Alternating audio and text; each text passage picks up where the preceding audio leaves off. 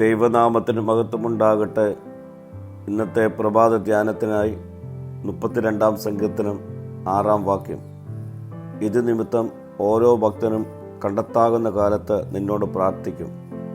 പെരുവെള്ളം കവിഞ്ഞു വരുമ്പോൾ അത് അവൻ്റെ അടുക്കലോളം എത്തുകയില്ല. ആവശ്യ സമയത്ത് ദൈവത്തിൻ്റെ സഹായം തേടേണ്ടതിൻ്റെ പ്രാധാന്യം ഈ വാക്യം ഊന്നിപ്പറയുകയും പ്രയാസകരമായ സമയങ്ങളിൽ പോലും സംരക്ഷണം വാഗ്ദാനം ചെയ്യുകയും ചെയ്യുന്നു.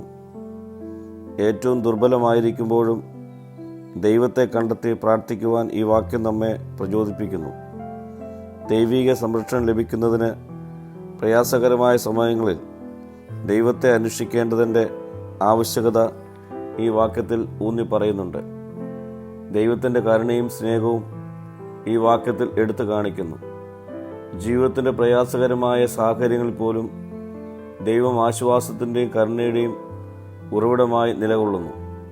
പ്രിയ സ്നേഹിതരെ, ഈ ദൈവത്തിൽ നമുക്ക് അഭയം കണ്ടെത്താവുന്ന സമയത്ത് അവനെ കണ്ടെത്തി അവൻ്റെ കരുണയ്ക്കായി നമുക്ക് യാചിക്കാം, പ്രാർത്ഥിക്കാം. കർത്താവേ, നിൻ്റെ കരുണ തിരിച്ചറിയുവാനുള്ള കൃപ ഈ നാളുകളിൽ എനിക്ക് നൽകണമേ. മഹത്വം നീ എടുക്കണം. യേശുവിൻ്റെ നാമത്തിൽ തന്നെ. ആമീൻ.